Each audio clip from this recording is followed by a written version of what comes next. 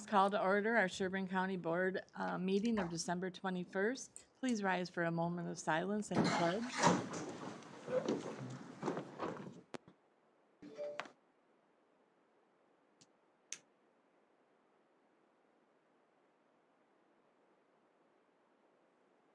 I pledge allegiance to the flag of the United States of America and to the republic for which it stands, one nation, under God, indivisible, with liberty and justice for all.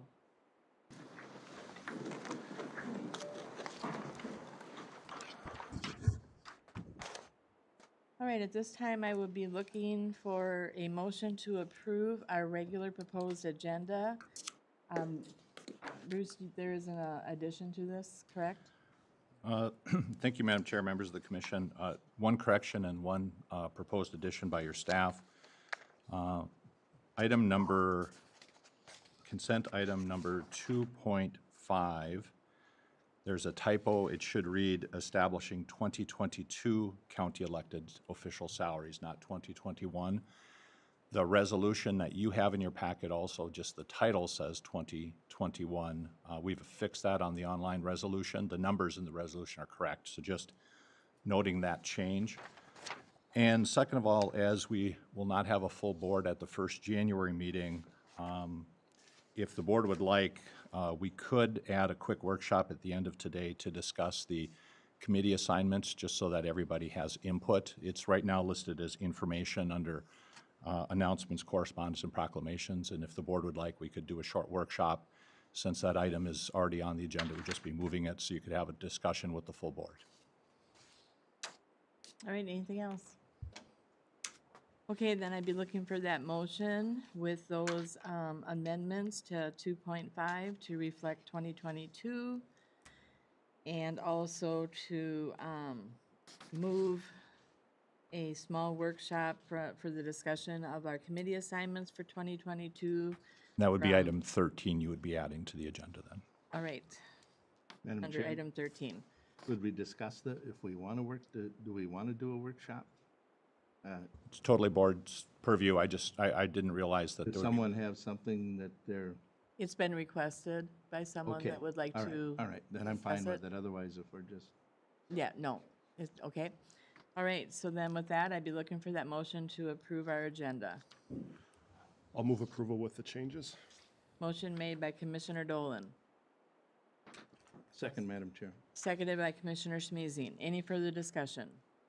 Hearing none. All those in favor signify by saying aye. Aye. All those opposed, same sign. That motion carries. Moving on to our consent agenda items. Are there any, other than the change to 2.5, I'd be looking for a motion to approve the consent agenda as presented. I so move. Motion made by Commissioner Brandt, I'll second. seconded by Commissioner Phobie. Any further discussion? Hearing none. All those in favor signify by saying aye. Aye. All those opposed, same sign. That motion carries. All right. Next item on our agenda would be announcements, correspondence, and our proclamations. Bruce. Thank you, Madam Chair, members of the commission. As you'll recall, just a few weeks ago, we had the passing of former County Commissioner Ewald Peterson. The county board meeting that came immediately after that did not afford us an ample time to recognize his service to the county. So we have prepared a proclamation for the board chair to read, and I believe Peterson family is here with us today, and hopefully can accept this on behalf of the county, and perhaps if you want to say a few words following the proclamation. With that, I'll turn it over to the chair first for the proclamation and any words from the commissioners. All right. At this time, I would like to read the proclamation honoring the life and legacy of Ewald Peterson, former Sherburne County Commissioner.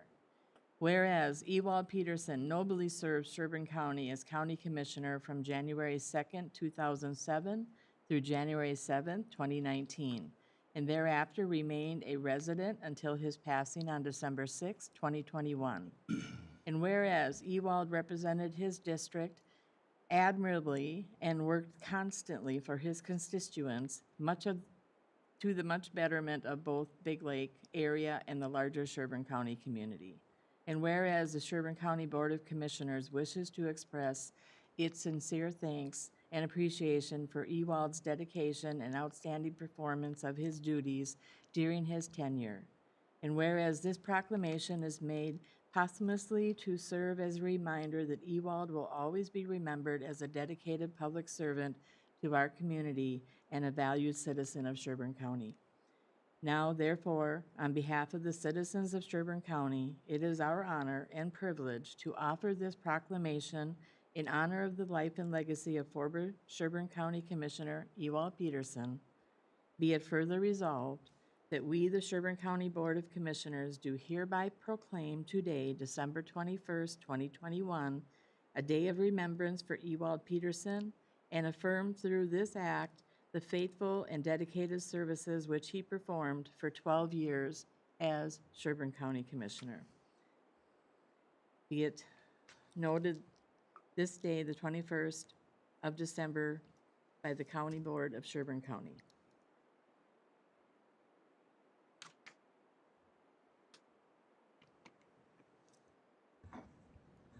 And then to make it official, if we would have a motion in a second. And Are a you vote. looking for that motion? I'll make the motion, Madam Chair. Motion made by Commissioner Smeezing, I'll second.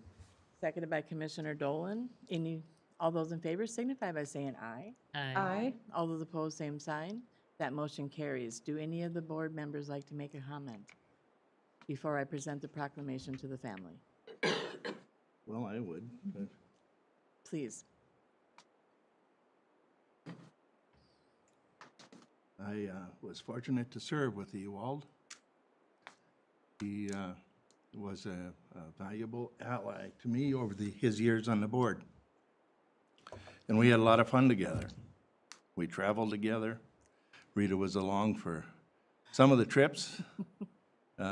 We would do a little bit of, what did he call it? Attitude adjustment was kind of a daily thing. And I'm sure as we moved through the halls of Washington and several places across the country together, San Francisco.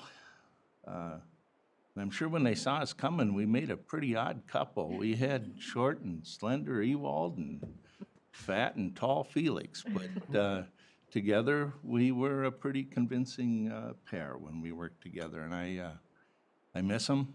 I really appreciated my time working with him. And I was at his funeral, and I heard his daughter give a tremendous eulogy for him. And his membership in the Gophers Letterman Club was always a topic of conversation at some point when we were meeting someone new, and it was a very, always a lot of fun. So I'm going to miss him, and I'm certain that for your family, is going to be a difficult time, but he leaves behind lots of memories, and you are his legacy, and you can take a look and see that he did a damn fine job of that, so. Thank you for those good, kind words. Commissioner Colby, did you want to say anything? Yes, thank you, Chair. I had the privilege of serving with Ewald just 2 years, but remember him vividly.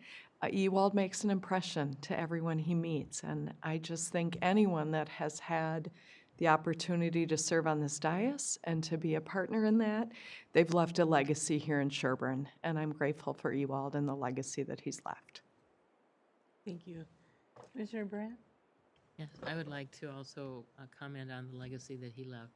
I know as we had 3 new commissioners when I started, and both Ewald and Felix have been, the history of this board and what we've done and where our focus has been, and he was always a large part of that, and I really appreciated his insight to all of that, and he certainly has left a legacy. So thank you so much. Thank you. Commissioner Dolan? They don't build them like they used to. I got to work with Ewald in the community before I served on the board, and then got to serve with him for a couple more years. And, you look over his legacy and the amount of time that he gave to his community, and it's incredibly impressive. And, us up here, we know the sacrifice that takes from a family and letting him give all that time back to the community. And I just want you to know that while we appreciate him and his service, we appreciate all the hours that you gave up with him in order to let him serve his community. So thank you. Thank you. I also had the honor not to serve with the UALD in this position, but to work with him through his, he has served his community in various ways other than just being a county commissioner for 12 years. He served as a township supervisor in Big Lake for many years and many years as its chair, and had the privilege to work with him through the city of Big Lake and Big Lake Township and the roads that were able to be shared in joint partnership in different ventures between the two communities was amazing, and a lot of that was because of Ewald had that vision that we could work together. And also his servitude to his community started way back when he was first, he served on the Champlain City Council, and so he had a long service history. And we appreciate everything that he has left us, and I can concur with Commissioner Dolan's comments. It's a lot of the family serving with them as well, to give up that time and those hours, and Ewald was very dedicated, so there was a lot of hours that were given up to serve, and we appreciate that, and he is right. They don't make him like that anymore. I remember one of the comments that Ewald gave to me when I was serving as a council person for the city of Big Lake. Ran, he says, the one thing you have to learn how to do is count to 3. And that was something that I have taken from him. It is a fact, and I appreciated that counsel from him. So at this time, then, I would invite the family to the podium. I would like to come down off the dais and present the proclamation. And if you have anything you want to say, please do.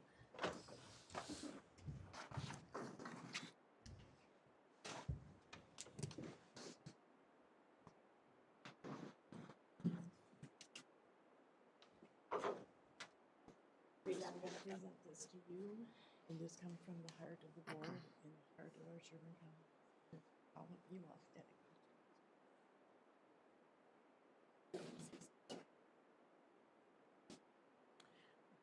Just a quick thank you to all of you. He enjoyed doing it. He did spend a lot of time, but that was what he wanted to be doing. Thank you.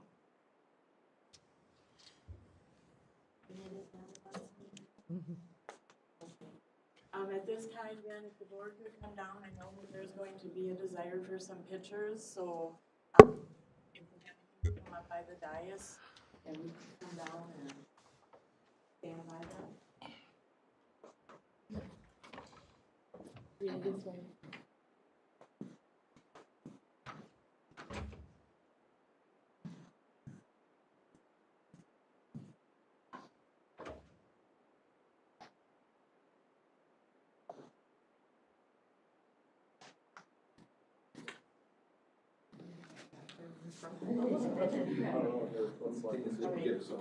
Should we come up a little farther and let some people go to the back?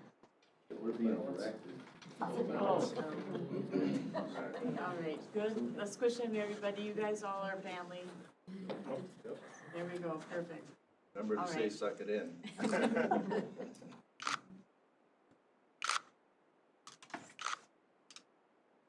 Good? All right. Thank you, everybody, so much. What was a true treasure. I'm a hugger. I'm not sick. Thank you. I think that's good. We're good. And your legacy is here. You love politics, right? That was fabulous. And the fact she can do it was amazing. Yeah. Thank you. Watch it on Z.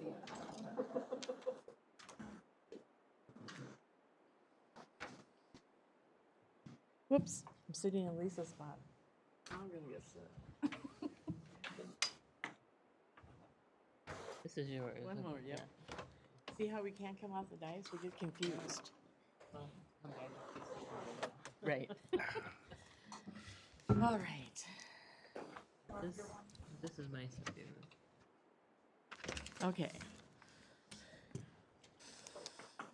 So we have one more pomp and circumstance to do as well, if the board will indulge me. Okay. This marks the end of 2021 for official county board meetings, and so we get the chance to recognize Commissioner Danielowski for her leadership as chair for 2021. I just make a couple of extraneous comments, and then I will read the plaque that we have ordered for you in thanks. 2021 was a very interesting year. A lot of these items that I noted as highlights have a certain resonance to them because we've been dealing with them in 2020, and we will probably deal with them in 2022. But during 2021, we saw some very significant activities, including wrapping up an amazing federal CARES Act program where we saw the county in about 6 months work tirelessly to get assistance to where it was needed most in businesses, nonprofits, and community members. Commissioner Danielowski, as chair, also oversaw a very quick 2-month State of Minnesota Business Relief Program that saw additional assistance for businesses struggling from the epidemic. Commissioner Danielowski, as chair, oversaw and led us to a return to a more normal state of operations in the summer, including closing down the function of the Emergency Operations Center and ending what has been, as far as I can research, the longest state of emergency the county has ever entered into. We've also begun and have seen success in implementing the first tenets of the federal ARPA program, which will now continue for the next several years. In addition, I note some non-COVID things. Commissioner Danielowski, as chair, has represented Sherburne County exceptionally well at the state and even national level, including her work at AMC with several subcommittees, as well as her leadership in Washington, D.C. in lobbying for funding and successful legislation at the state and federal level. But perhaps most importantly, what I note about this year is the calming and steady presence that you have demonstrated both in community events as well as employee events. There wasn't a groundbreaking I think you didn't make, and there wasn't an employee event you didn't attend. And that leadership really, really stands out. So this plaque is presented to Rayanne Danielowski in appreciation for your service to the citizens of Sherburne County as 2021 chairperson of the Sherburne County Board of Commissioners, presented this 21st day of December 2021 from all of us here at Sherburne County. Thank you.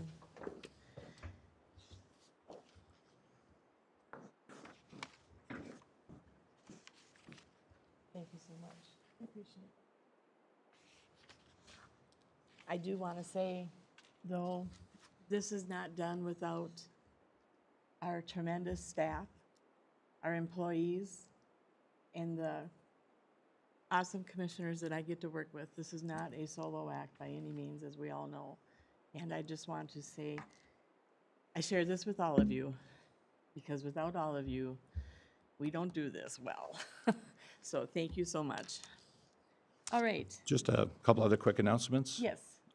Just a reminder, at 9:30 we will break for a reception for employee anniversaries. Also, I shared with you a letter from the Minnesota Campaign Finance Board regarding financial disclosures, which are due by the end of January. In your packet is also a notice about an upcoming Sharing is Caring event presented by Catholic Charities. And I really appreciate our auditor treasurer's leadership in allowing this to occur here at the Government Center. And then finally, in your board packet is an updated proposed 2022 calendar taking into consideration the comments the board made. What I note is proposed is actually that in February and March, we would go on the 2nd and 4th schedule, which allows to accommodate for the NACO conference and the normal flow of having those 5 Tuesdays in March. Otherwise, with the exception of one meeting in July, we would go to the normal schedule that you have seen. And then in December, adjust as we did this year for the AMC conference, so have a Thursday meeting, and if necessary, then a second meeting in December, and it would be if necessary. What we'll try to do at the board's direction is try to do what we're doing today, all of that on the first meeting in December. And I think that is the end of announcements. All right, thank you. Moving on now to our open forum. Is there anybody signed up to speak at open forum? There is not, Madam Chair. All right. Moving on then. At this time then, we will have our regular agenda and receive an update from the St. Cloud Regional Airport Authority. And Bruce, are you kicking this off? I have asked if Mr. Brian Myers, who is the chair of the authority board and also a representative of Sherburne County, would provide an update for the board. Welcome, Brian. Thank you, Madam Chair and commission members. Thank you so much for the opportunity to give you an update on where we're at. I'm actually at the airport. Sorry I couldn't be at your meeting. I had a conflict with the roads and a prior meeting. So to start off with the FAA approval, we recently, actually on Monday, had an update on where we are in the approval process, and it looks good for an end-of-year approval of the Air Authority by the FAA. So that's likely to happen, and so that would mean then on Jan 1, the actual Airport Authority would be formed with the 4 entities, the 3 counties and the city.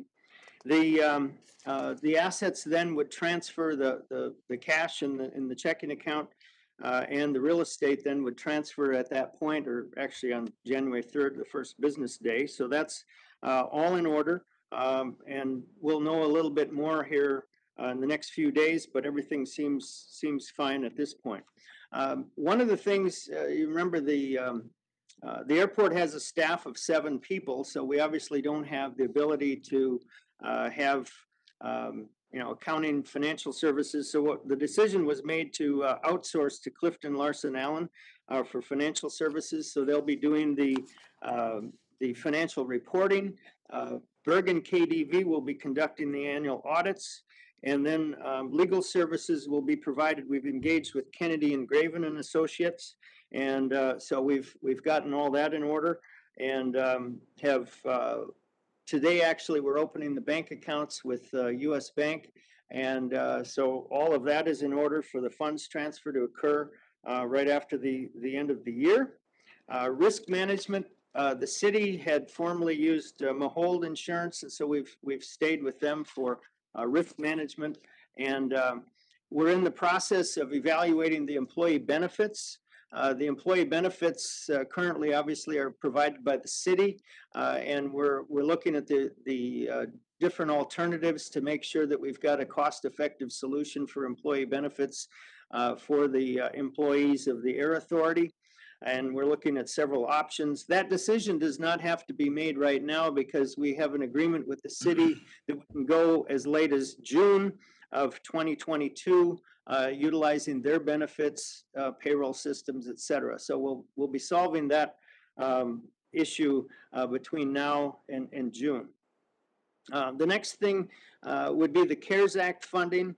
We've got the city of St. Cloud approved a resolution to go for the next round of CARES Act funding, and it's called ARPA, which is $1.1 million, and that would be used between July 1st, 2022 and September 30th, 2023. And then we also did get notice from Senator Smith that there's $1 million that will be coming from the bipartisan infrastructure law that was just signed into law in November. We don't have specifics on that, but the good news is we'll have several $1 million for operations and for infrastructure from these various sources that I've identified. Next is the airport parking. One of the things that we found in the airport optimization study that was conducted in 2018 is that most of the people using the parking lot here are from and flying on the Allegiant flights and on the SkyWest, or not SkyWest, but the Sun Country charter flights are from outside of the region. And so one of the things that we know, just about every airport gets a significant amount of revenue from parking fees. So we will be implementing some parking fees in 2022. To be determined as timing, we've got to, we're working on communications, et cetera, but it'd be a nominal fee of $5 per vehicle per day, which does two things. One, it'll generate revenue, and it'll also cause people to, we've got an issue with parking capacity at peak times, so this should hopefully help with that as well. So it'll be a kiosk system, and that's coming along nicely. The last thing on my update would be the, again, the FAA requires the employees be airport authority employees, so that actually will transfer. But as I mentioned earlier, the benefits and payroll will still come through the city of St. Cloud, so we'll just be reimbursing them for those expenses until such time that we get onto our own system. So with that, I would take any questions that the commission might have, the commissioners may have. Are there any questions for Brian? Madam Chair, I just have a quick one for Brian. As far as the benefits and the transfer of the employees, would there be an opportunity for one of the counties to pick it up? And I know we've done that with some other authorities or other, has that been considered? We could consider it. One of the things we found with Fargo, when they did this same thing where the Fargo airport became an authority, is they actually went outside to a company called Pro Resources. It's a PEO. And in that case, the actual cost of benefits went down and the quality of the benefits did not go down. I mean, they were able to keep it. So we can certainly evaluate that and see whether that's an option. For the city, they were not interested in that. One of the advantages of a PEO is they provide a lot of the HR functions, training, et cetera, which when you have a staff of 7, that gets to be problematic. So that's one of the reasons we're looking to an outside source that actually we can outsource some of those things to, but we can certainly consider that. Well, I have no agenda. I just wanted that to be something that, you know. Yep, you could we'll consider. evaluate that. All right. Commissioner Philby? Thank you, Chair. Thanks, Chair Myers, for this update. It's great to see you and good to hear and see that things are on track as far as what they were intended to be set up. I'm sure that it's been a lot of work, so I appreciate that. Just wanted to recognize that Jamie Bestian is here in the audience, here today, so thanks for coming, Jamie, and thanks also for your work on all of this. I didn't know if you wanted to share anything, or, okay. Brian covered everything, I think. Okay, great, but thanks for being with us today. All right, thank you. Well, one other item, after the first of the year, and Jamie's been instrumental in working on this, we're going to be doing a joint press release with the city of St. Cloud, and then also we're contemplating possibly a news conference for the handing over of the keys to the authority. So Jamie's been very helpful in working on that, also with the parking communications, because we want to do that right. So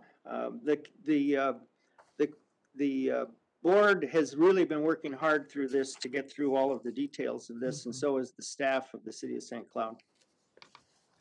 Right. Any other questions? Yes. Thank you, Commissioner Philby, for that introduction. I'm glad that Jamie was here. Also, I would just note for the board that we actually have 3 Sherburne County residents serving on the board, and one is chair and one is the at-large representative, and the other one is Ms. Angela Olson. So would recognize and thank her for her service as well. Madam Chair. Yes, Commissioner. I'd just like to thank all of them for the service. You know, Jamie, you've been involved at that airport for a number of years, so has Brian. You know, how that airport should run has been a topic ever since I've been on the board, and I'm sure it was prior to that. So it's taken a lot of work by a lot of people, including the administrators from all 3 counties and a lot of volunteers. And I think, you know, I'll never get everybody here today, but this is a pretty significant move to do this and to achieve this. So, and it didn't happen without a lot of people involved and volunteers like Jamie and Brian and Angela willing to step into into the leadership position and take on the responsibility for this. And their ability to do that is going to prove out over the years as we know this is going to be a successful strategy for our regional airport. So, thank you. And Jamie, are you sure you don't want to step to the podium? This is always taped, so the people in the Sherburne County can recognize your face and know what you're working hard for, other than us just talking to the audience from camera viewpoint. So please share with us what your experience. Well, I thank Felix for mentioning, I have been working with the airport for almost 2 decades. So as a paid consultant for many years to acquire new air service. So the committee I chair on the authority is the Planning and Development Committee to bring new service to the airport. We also do press. So thanks for your time. Well, we thank you for that. And we're looking forward to this continued success of what we're working to accomplish here. So thank you.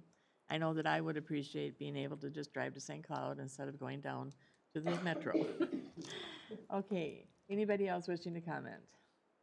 All right, seeing no one. Thank you very much for that update, Brian. We appreciate it.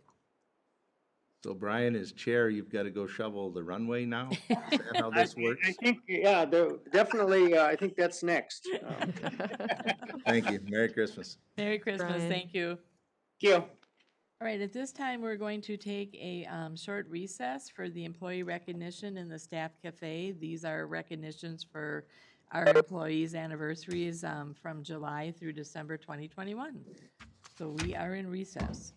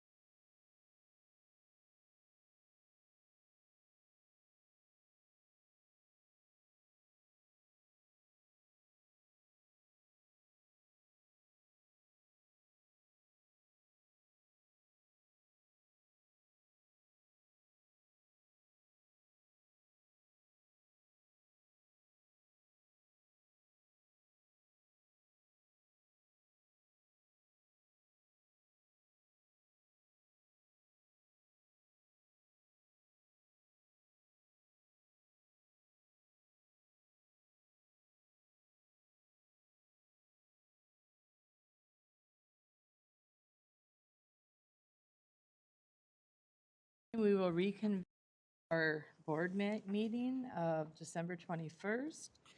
Moving on to the next item on our agenda, number 7.1, to consider and adopt a 2022 legislative platform. Bruce, you going to kick this one off?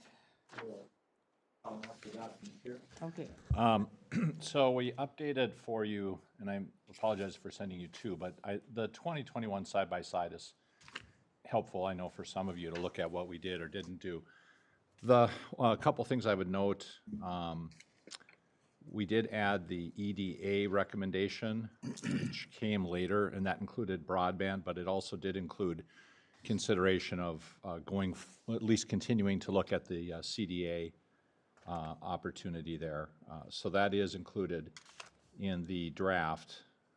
And then I think the other change was just a language change. So the recommendations from your staff have stayed the same. The base document then is to try to see if the board has thoughts about the formal priorities for 2022. At the state level, the staff recommendation would be the first three listed. So that would be construction funding for Trunk Highway 169 and CASA for interchange, funding for possible regional park planning, acquisition, and development, and the key there is adding development. And then the third is supporting the county cost share exemption for individuals committed as mentally ill and dangerous. The logic that we had in these are there's basically only 2 or 3 legislative items that we are either solo or we're in the lead on, hence those are the ones that we're recommending. Obviously, the construction for parks and the interchange are Sherburne County only. The addition of number 3 is, after talking with Amanda, we are unfortunately the poster child for the state right now. And we have one individual who fits this category, and the total cost for this year will be probably about $1/3 million.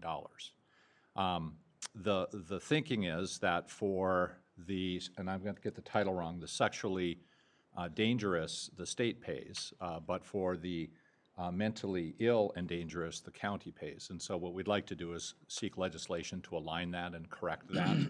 And because we have one of the most significant examples, we would be kind of the lead testifier in that. So that's why we brought that up as a third. The other possibilities, of course, is where the board feels that we should put our efforts.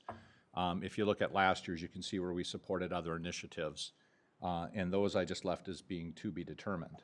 And then a little bit new this year is I broke out for you the federal. And the federal initiatives include, again, funding for 169, funding for the regional park, and then I just listed at the federal level support for other activities, including broadband, infrastructure investment, and perhaps really passionate is also our veterans. And since that is a national effort taken on by NACO, as well as by the Minnesota Association of County Veteran Service Officers, listed that as a federal legislative priority, so that Bruce can speak passionately about federal funding for our veterans and say that the county board is in support. So I did fill out for the federal the top 6, again, 2 of which are our specific ones and the other ones are support.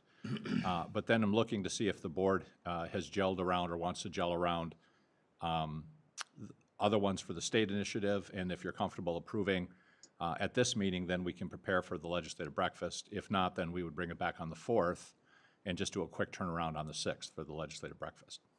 And some of the department heads are joining you if you have any specific questions about any of the legislative priorities. A lot of them haven't changed necessarily, but you might have questions. Any questions for anyone? I think we all agree the top 3 are definitely priorities. And is there some thought to where if you get too many, I notice that we have 2 be determined, 4, 5, and 6. Is there a thought that if we get too large, we're not as impactful?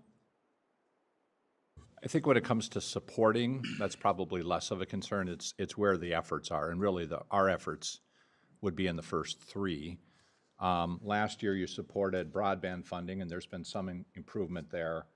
And you supported flexibility in the auditor treasurer's office for driver's license. That is still, I think, a priority for them. So you could just theoretically move that one over and say, yeah, we still want to put some effort there.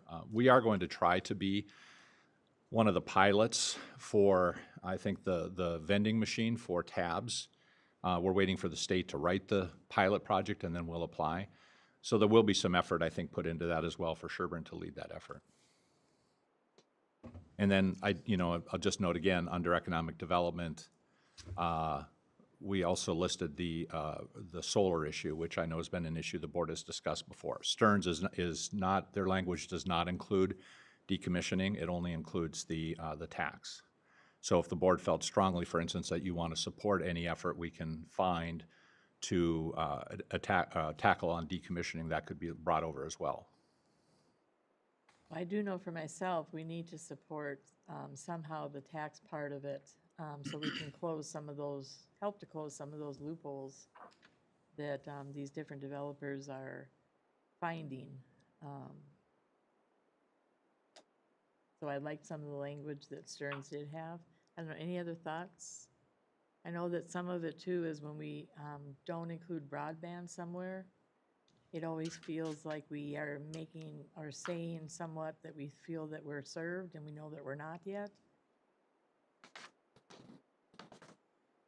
Madam Chair, I think broadband is one of those that is the other parts of the state, the more places become served, the lesser priority it becomes as a group. So, I mean, I do believe that we should stay with that as much as we possibly can, because once 80% of the state is served, pretty soon nobody cares anymore, and Right. you don't have a group going after it. And if Guess you're the not, other thing, just my thoughts on legislative priorities, I think it's good that we have them. I think it's a great exercise that we go through. But I think the one thing that when you start keeping an eye on things, we need to be fluid, flexible, because once they all get down there and they start going to work, who knows what direction they're gonna go, Right. and we need to be in a position to move with them. So I think this gives us an idea of what we need to work on, but we're not gonna set the agenda. We're gonna try to, but they're gonna go places that we don't expect now that we should be ready to weigh in on. I did have a question for Andrew. We all know that we need to stay focused on 169 and CASA for interchange. That's super important to make sure that we get that achieved. Now, I was curious, we do have some other things that you put in there along with trunk Highway 10 and the I-94 corridor. Are you including, because I think it's important that we start to look towards this on the County Road 11 issue and the getting some kind of an interchange on whether it stays County Road 11 or becomes State Highway 11 to Highway 10. I'm not seeing anything that reflects that. Is that something that we should start getting kind of, but without hurting the CASA 4? I don't know if Andrew can see it, but it's item number 2 under his. Oh, I'm sorry. And the reason we didn't elevate it for one of the top priorities is, and I'm going to try to paraphrase Felix here, we didn't want to get ahead of our skis. Okay. The city of Big Lake and the city of Becker have not been formally approached yet to see if they would support it. If they are, this would be a case where we would be fluid and we'd come back, and if the timing is right, we would drop a bill this year. Okay. Sorry about that, Andrew. I missed that point in there, so I appreciate that. I think on one part of that, you want to also include that is a township area on County Road 11. It's a township on one side and Becker Okay, so we'll include the on the township as other. well. Yes. And I agree. I think 11, that's, once you get that top one crossed off the list, and it's a problem, and I don't, it's a problem that really probably is not completely defined. Sure, it connects to 10 in the township now. It affects both cities. But I mean, I think you need to take a look at that entire piece and see where that should go. And it clearly operates as a state highway. The traffic numbers would be significantly higher than just about any highway in the state, I think. But at any rate, I think that needs to be elevated, and that is a concern for traffic flow in Sherburne County, just like 169 is. Yeah. And I don't want to miss out on any opportunities with the funding money coming forward from the federal as well. But like I said, it's priority number one is 169 and Casafo interchange, and not to hurt any of those chances to move that one to completion. Well, and I think the big message here, and I think what you want to be talking about is state of Minnesota, this is your traffic. What do you want to do with it? I mean, really, I don't know that we design things, or do we say, Minnesota, this is your traffic. What are you going to do with it? That's me. And that's where they always throw it back and say, we don't have the money. It's their throwback that it doesn't help solve the issue, it's a problem, and part of this also kind of aligns with the CMRP as well, because the state does look to the regional and the local areas to do a lot more of this lifting than we think that we feel they should be doing. But that being said, it aligns with some of the CMRP discussions in regards to the state looks to you to figure out how to alleviate some of the issues in the traffic volumes and the backups and stuff. And so it falls kind of in there too. But I agree with you, Felix. The state should be doing more of this. As we know, the state should be doing more of things that we end up doing. And that's Well, kind and of if we what they want do. the state's attention on this, Yep. maybe we begin to maintain it more like a county road, and, you know, I mean, the improvements and what we've done there are significant. You know, maybe it should be a 6-ton road in the spring, or, you know, I mean, there's, That would get I their mean, attention. you know, if we're talking about getting their attention, I mean, how do we get their attention? I mean, we're accommodating them now, and you know, maybe the idea that we don't accommodate them as well as because they've done a great job, but I see them out there working all the time. You guys spend a lot of time out there on maintenance and working that piece of road, and you do a great job of it. If you didn't do such a good job, the state would have to figure out what they're gonna do. Very good points. Any other thoughts? So what I heard, if I got this right, is to fill out item 4 and 5 with continuing support for broadband. And item 5 was the support for the tax on solar gardens.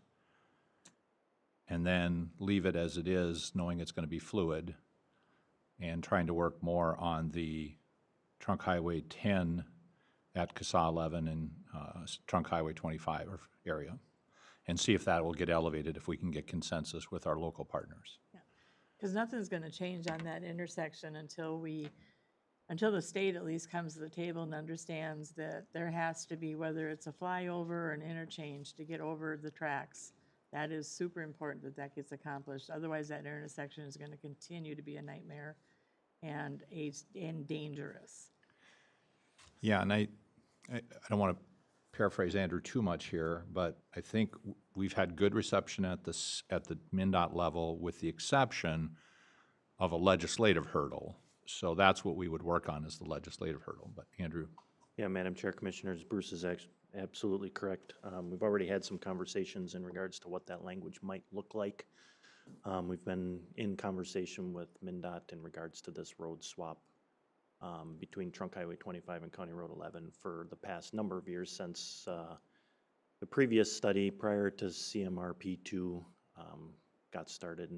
And this was actually one of the initiatives and one of the issues that came out of that initial study. So you'll see it evolved from 2021 to 2022 to include those specific items that we'll begin working on, and have already started those conversations. Do we have anything in place through this process? Because to the east side, that is still open land. The one piece on the northeast side is for sale. The other piece on the southeast side is still farmland. And the other, to the west on both sides, there's businesses that I just don't see, the cost would skyrocket to impact. And so I just would hate to see something happen while we're working this process with any of those two properties to the east, have anything happen there, sale-wise or whatever. Is there anything that we can put into play that would kind of put a place marker there. Commissioner Danielowski, I fully appreciate that comment, and that's kind of where you get into that delicate dance as far as how much do we put out there, how much do we go after it, do we start, for lack of a better term, handcuffing the owners that currently own that property if they so choose to want to do something with it before we have a plan in place. I can tell you we have done a very high-level study. We do know that we are able to completely avoid the businesses that are currently out there. We've got a couple of concepts and ideas that we've taken a look at internally. As we're finding out with the Zimmerman interchange, we know this type of project likely isn't going to happen without some federal funds involved with that. That being said, we can't get into the NEPA process. We can't get into the public involvement process until we start identifying those federal funds. So we can bring our studies just short of that. But again, it ends up being a very internalized effort in regards to taking a look at those different interchange options. All right, okay. But if it's of interest of the county board, we can certainly take a look at that piece of property that, as of a month ago, I think it was on the market. I'm not sure if it still is, and see if there's some opportunities that might exist in that arena. Well, there again, I struggle with us getting too far out there on what should be a state project. It shouldn't be us doing this. We should simply be looking for an agreement to trade roads and move on from there. I mean, I certainly think that the city of Big Lake would be in support of that, and I don't think Becker would have a problem with it either. But that road needs to go to the state, and we need to take the road that is handling the local traffic. And the amount of traffic, the city of Becker, I'm sure would be, being as the amount of traffic has significantly increased since Northern Metals opened up. In regards to truck traffic, it is significantly increased in that regard, so.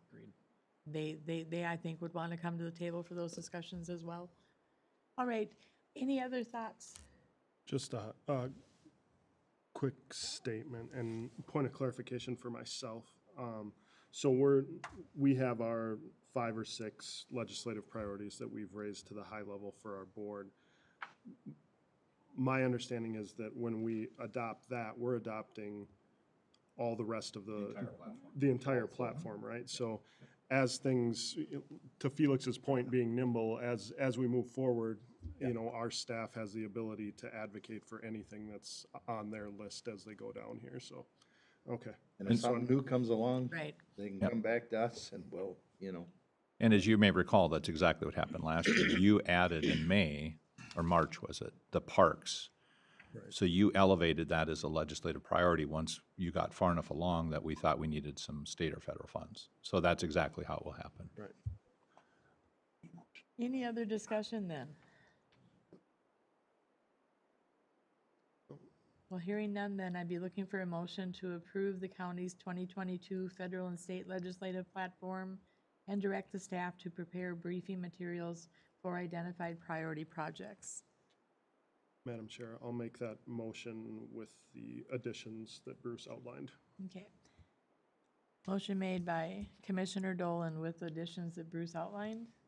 I'll second. Seconded by Commissioner Phobie. Any further discussion? Hearing none, all those in favor signify by saying aye. Aye. All those opposed, same sign, and that motion carries. All right, moving on to, next item on the agenda is to consider the administrative support study recommendation and implementation plan. Good morning, Tammy. Good morning, Madam Chair, County Board of Commissioners. So I am here to seek approval of that administrative support study and the implementation plan effective January 1st, 2022. The county hired Baker Tilly to conduct this study. We worked on it through the months of April to December. The goal was to identify an ideal administrative support structure for the county and to also make sure our current employees were properly classified. There were 5 positions that were part of this study. We put together a county project team that comprised of office supervisors throughout the county. Many different departments were represented along with HR. We met 4 different times with Baker Tilly, and we had homework assignments between each of these meetings. It was a very in-depth process. The project team developed a new administrative support structure that was recommended to department heads. We then solicited feedback from those folks, and at the end of the day, we finalized an administrative support structure for our positions. Baker Tilly then reviewed position analysis questionnaires, also known as PAQs, of all the different positions, comprised about 81 different employees, and then they placed each employee into one of the positions, one of those administrative support positions. So what I have before you is the recommendation of the administrative support study, where each of those individuals get placed, along with an implementation plan. And this implementation plan, I won't go into detail unless you'd like me to. It's the same as what we did during the 2015 class and comp study. The cost, the levy impact for 2022 of implementing this study with the proposed recommendations is approximately $40,000. This was budgeted in 2022, so there's no unbudgeted cost or impact.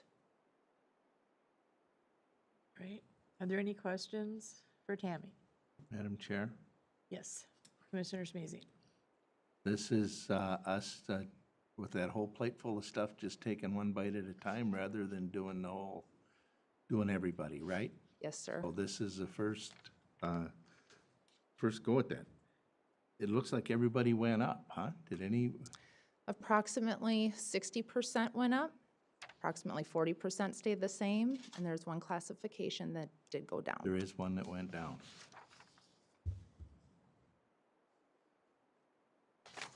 Any other questions? Tammy, could you, Commissioner Dolan? the first bullet there on the, I'm having a tough time making sense of that one. Could you read through that quick and explain it, or give me an example of it? Yes, Commissioner Dolan. So one of the fondly used terms around here within HR and with some departments is the term leapfrogging. So that is a term that describes when a new employee comes in and makes more than a current employee. So because there are some changes here where employees go up 1 to 2 pay grades, depending when a new hire could come in, be employed, that new hire could make more than a current staff. So what this bullet does is it allows HR and the hiring department head to work together to decide if we want to bring a new employee in at a lower wage, below minimum. It gives us that flexibility. Okay, so it's saying you guys are gonna discuss it and decide. Yes. All right. Depending on market influences and Right. and that- potential leapfrog situations. That's kind of where my head was at. You know, we're having a bear of a time hiring people, and then we have a bullet that says we're gonna hire below our minimum as a strategy. Sounds a little counterintuitive, so I was just trying to figure out where that was going. Okay, And I understand that. Again, it's just an option. okay. Thank you. Any other questions? And for most of the people, Madam Chair, and for Commissioner most of the people that are, their pay grades are going up, really, it is not an immediate, because where they're at falls within the grade that they're moving to. So it just, it has a cost to it, but it gives them a little longer lane to run in. We'll see the cost is a few years out, right? You have that exactly right. Yep. There was no change to duties, to these positions. So employees that their current wage fall within the new salary pay grade, that's where they'll be slid into. So they have that greater future earning potential. All right, any other questions? If not, then I'd be looking for a motion to approve the administrative support study recommendation and implementation plan that would be effective January 1st, 2022. Madam Chair, I'll move approval. Motion made by Commissioner Dolan, I'll second. seconded by Commissioner Smeezing. Any further discussion? Hearing none, all those in favor signify by saying aye. Aye. All those opposed, same sign. That motion carries. Thank you. Thank you. Thank you, Tammy. All right, moving on to the next item on the agenda. Consider the American Rescue Plan Act, as we refer to as ARPA. Update and recommended approvals and expenditures. Good morning, Commissioners. Good This morning, week, Dan. we only have one, which is an installation cost to a previously approved project for the weekly. So it's only $844.54 that we're seeking approval on this week. Move approval, Madam Chair. I'll second. Motion made by Commissioner Smeezing and seconded by Commissioner Phobie. Any further discussion? Hearing none. All those in favor signify by saying aye. Aye. All those opposed, same sign. That motion carries.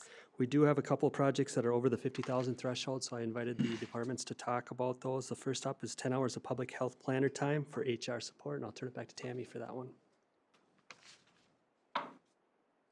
Hello again. Yeah. Amanda and I were talking about potential opportunities with her new public health planner position that's already been approved by you all to offer support to HR. With the COVID cases climbing again, it has put, again, additional workload on HR, and Amanda was agreeable for that new individual to take on up to 10 hours a week of COVID-related duties. That would include employee triaging, assisting with quarantine guidelines and whatnot, and then also contact tracing, because whenever we have a confirmed case, we ourselves are going within our employee population and doing the contact tracing. So the request is that the public health planner would be performing these duties, and Stacy would still be in a backup role. She's been the main point of contact up to this point, so HR is still involved, but moving those duties to public health. Any questions? Tammy, This would just be approving 10 hours as ARPA. We've already funded this position through a public health grant, so this is just kind of rearranging the accounting to make sure that it fits into the ARPA bucket. okay, that was my question as far as, are we adding hours of work, or we're just carving off a piece and changing the funding structure? Exactly, and using ARPA to cover that piece. Okay, makes sense. Look how in sync he was to your thought process. Great I should minds. have said that, I'm sorry. Great minds. Any further questions? If not, are we approving these separately? Yes. Okay, then I would be looking for a motion to approve the 10 hours of public health planners' time for HR support. I so move. Motion made by Commissioner Brandt, I'll second. seconded by Commissioner Dolan. Any further discussion? Hearing none, all those in favor signify by saying aye. Aye. All those opposed, same sign. That motion carries. Next on the agenda is to contract with an outside employment agency for certain jail hiring positions and recruitment, and I'll turn it over to Sheriff Broad for that one. Morning. Good morning, Sheriff. Looking for approval, hiring outside employment agencies funded by some ARPA dollars. Just a little background. County, let me back up. The state of Minnesota is down about 300 correctional officer positions. State of Minnesota is down about 200. So statewide, we're down about 500 correctional officer positions. We have partnered with HR and looked at a multi-layer strategy to recruit and retain correctional officer positions. One of the strategies that we discussed was to hire some outside employment agencies to cast a wider net, a candidate pool. HR has done a fabulous job for us over the years, and this is just one more strategy to assist in that. So we're looking to hire actually 3 outside employment agencies. So we want to create a little competition amongst those firms, and we're in a very competitive market right now. We think this is probably our next step just for the overall safety and security of our jail, make sure that we have adequate staffing levels. And it's my understanding in our conversation that even though we'd be looking at 3 firms, we would only pay on results to whichever firm performed. Commissioner Danielowski, that's exactly right. So after an applicant qualified placement start with the jail, they have to make it 60 days. And if they don't make it 60 days, we don't pay. Okay. Yep. Madam Chair, Yes, Commissioner Smeezing. I'll move approval. Motion made by Commissioner Smeezing, I'll second. seconded by Commissioner Phobie. Any further discussion? Hearing none. All those in favor signify by saying aye. Aye. All those opposed, same sign. That motion carries. Yeah, Thank thank you, you. Commissioners. Good luck. If we can help, let us know. You want to be a jailer? No, I do not want to be a jailer, but I might try to find some people. Just a quick update on the broadband. We are starting to receive some applications. We've received 5 already, and I will be contacting the townships to let them know, and then I'll come back to you in January when we get their responses, whether they're interested in participating with us or not. Okay, perfect. All right, any further questions for Dan? Nope, thanks, Dan. Okay, at this time, we're going to recess our regular meeting and open our Regional Rail Authority meeting. First item on the agenda is to approve the Regional Rail Authority agenda as presented. I'll move approval, Madam Chair.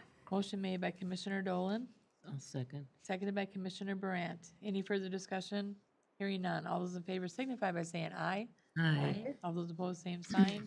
That motion carries.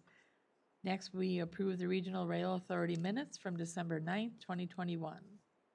I'll move approval. Motion made by Commissioner Phobie, I'll second. seconded by Commissioner Dolan. Any further discussion?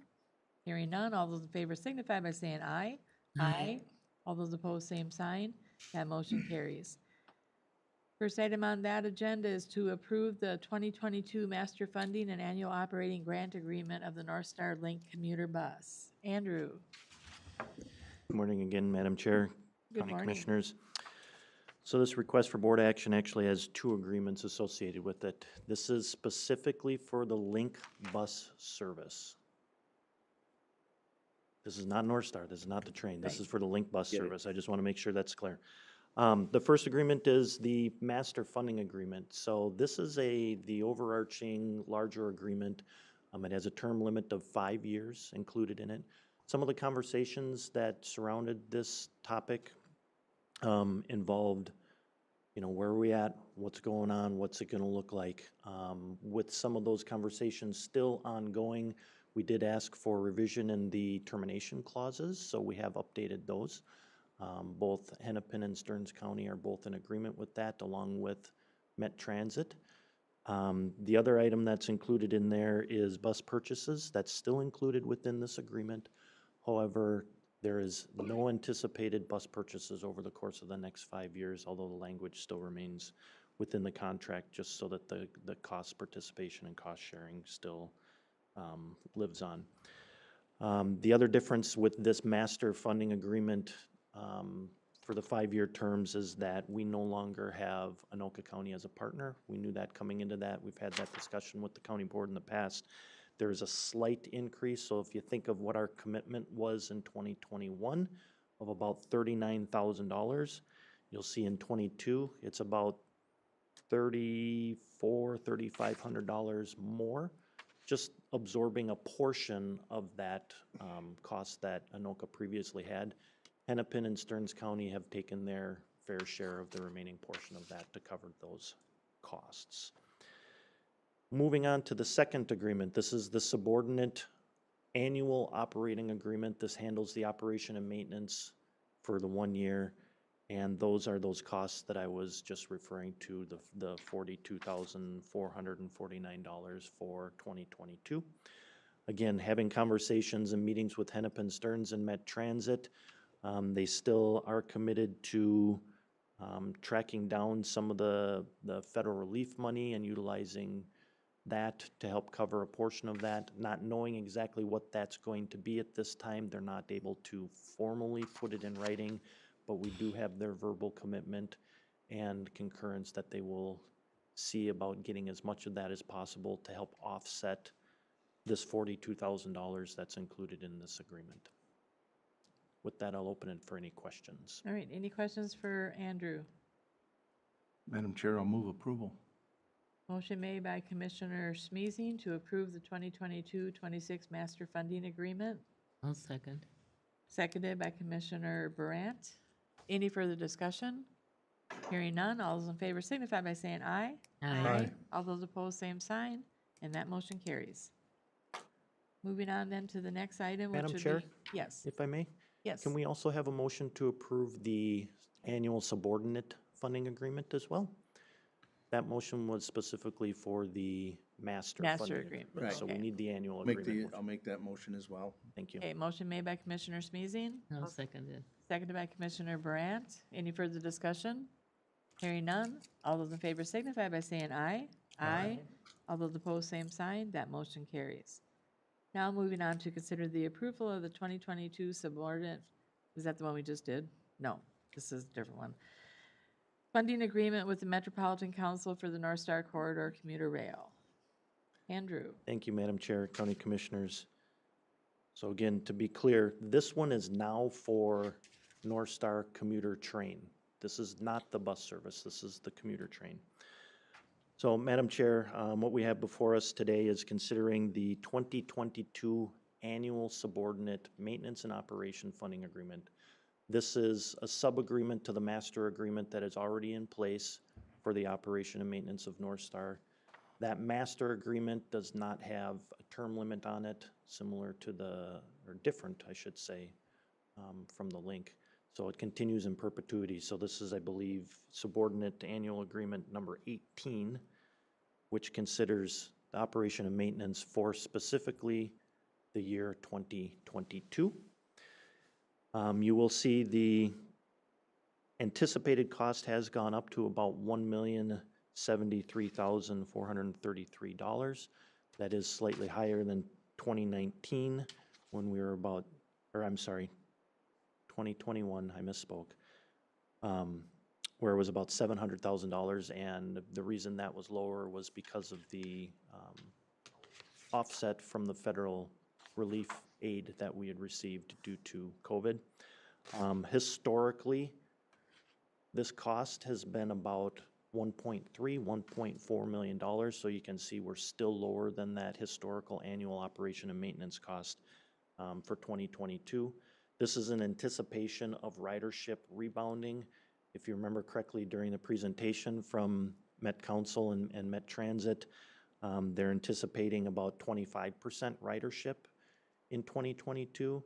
They're anticipating in 2023 about 50%, 2024 about 75%, returning to full ridership in the 2025-2026 period.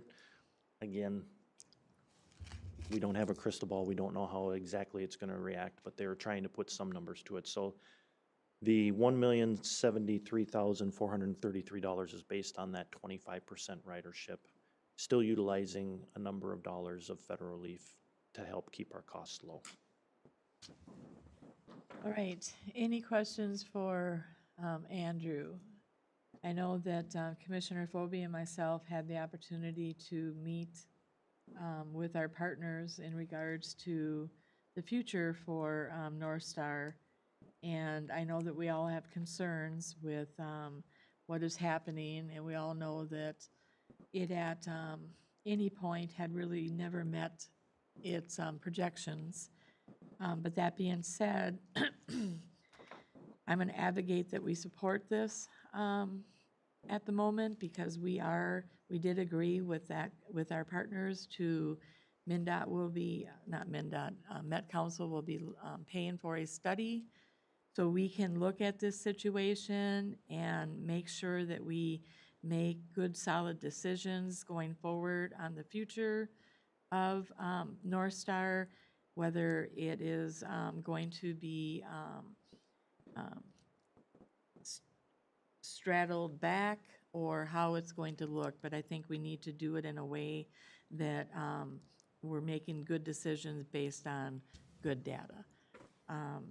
So that's my comment. Any further questions for Andrew? If not, then I'd be looking for a resolution to approve number 122121, the RRA number 53, certifying the 2022 property tax levy for the Regional Rail Authority. You're a step ahead. We have, Am I a step ahead? yeah, we Sorry. need, So, Chair, I will make a motion to approve the 2022 subordinate funding agreement with Met Council for North Star Corridor Commuter Rail. All right, thank you, Commissioner Phobie. We have a motion, I'll second. and we have a second by Commissioner Brandt. So I do have a question. Commissioner Phobie. Curious if not all the partners agree to this or sign this, what happens? Do we Madam know Chair, that? Commissioner Phobie, I don't know that we know that exact answer. What we do know is if this agreement gets approved, then that's what we're committing to. It would need to come back to the county board if there are any modifications or any changes to that agreement, so. It doesn't really answer your question, but hopefully it gives you a little more insight. But it would have to come back to us if not Absolutely. all, because it's set up for all 5 to support. Absolutely. Yes, Commissioner Schmeezing. I guess I would like to know what it would cost us if we followed the Anoka County model. What they haven't paid, they paid part of it. I'm curious about the status of their agreement with us and with them. I know that them not paying has shed some light onto reviewing. I don't know if the Met Council considers a study without somebody leaving the fold and not making their payment. I don't know. You know, sometimes I feel like in Sherburne County here, we've been the good soldiers and we've marched on, and the bad soldier is the one who's drawing attention to it, and probably at the end of the day, maybe going to make some changes that will be helpful. So I'm curious what happens if we withhold. Will there be more discussion? Will this thing move forward? So that's. And that's kind of some of the things that were addressed at our meeting. Some of the concern, I mean, obviously Anoka County can do what they're doing, but it won't be without some ramifications. They'll be heading for a lawsuit if they continue down this path, is what my understanding is, because they've all signed agreements. They seem to think that a breach has happened. A court is going to have to decide that eventually if that breach happens. And I'm sure, Tim, you can correct me if I'm wrong. You know, they can do what they're doing, but they're more than likely on the path to a lawsuit at some point. Just by way of context, Madam Chair, that we have that master agreement with our partners, with Met Council, that defines what Sherburne County's proportionate share of the annual budget is. As Andrew said, there's no termination date. Once we've got into this, we agreed to fund at 16-point-some% of the overall budget. Anoka County has the same thing, Hennepin County has the same thing. So if the board would like us to look into various aspects of that, we can. The subordinate agreement, you do it each year, it just tells you what the annual budget is going to be, and then you apply your 16-point-some%. That's all that's happening here. It's a much broader conversation to get into what Anoka's doing. Yeah. Madam Chair, Yes, Commissioner Schmeezing. I expect to support this. I'm going to support Right. this. But I think there's questions out there that we need to answer. Anoka County they are saying that the Met Council, Metro Transit, is in default of this agreement. Now, if they're in default with Anoka County, they're in default with us. So I think that we need to be talking about that and thinking about that as well. And I guess that's part of my question. If there's something that the board would like us to look into specifically with the master funding agreement, we certainly can, but that'll take some doing. I think, if I can jump in, I think what I'm hearing is you'd like us to explore what's Anoka's rationale, and if we applied it to us, what it would look like, and then get that information for you. Yep. And to be honest, I haven't talked around a lot. I don't know if you've talked to Scott a lot about the details. I was doing the rough math in my head, and they said they're paying like 24%.